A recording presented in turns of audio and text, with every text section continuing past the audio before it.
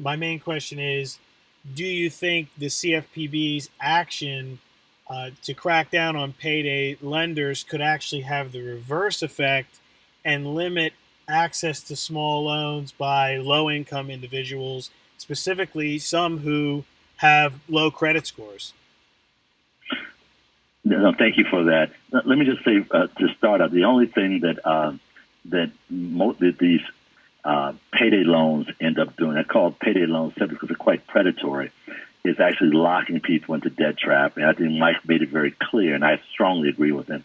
The problem is usually 3 weeks from now you have the same cash flow problem that you had that you needed to borrow the loan for in the first place, perhaps to fix the broken plumbing or the car that you need to get to work.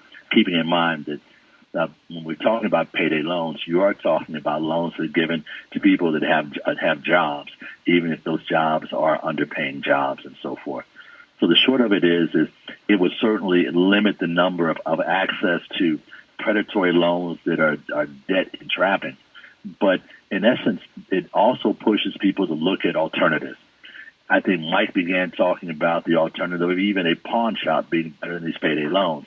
That you take something, you leave it at the pawn shop, they give you the money, you pay a small fee, but it stays that way until you come back and retrieve it.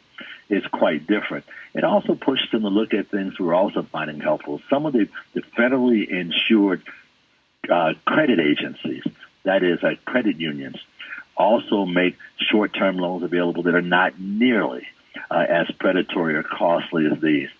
So the idea is to push us into the options that are there as well.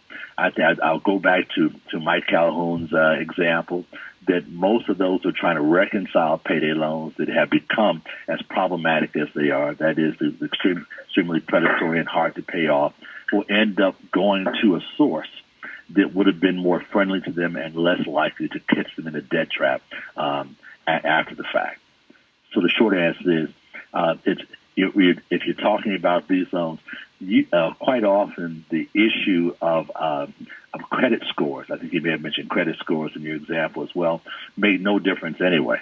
The issue for most people to take these loans out has to do with them being convenient, quick, and then not thinking about just what that $45 or $55, depending on the payday lender ends up costing them if they have to keep resetting that loan at the end of the last, because again their cash flow is still in the same problem it was when they took out the loan in the first place.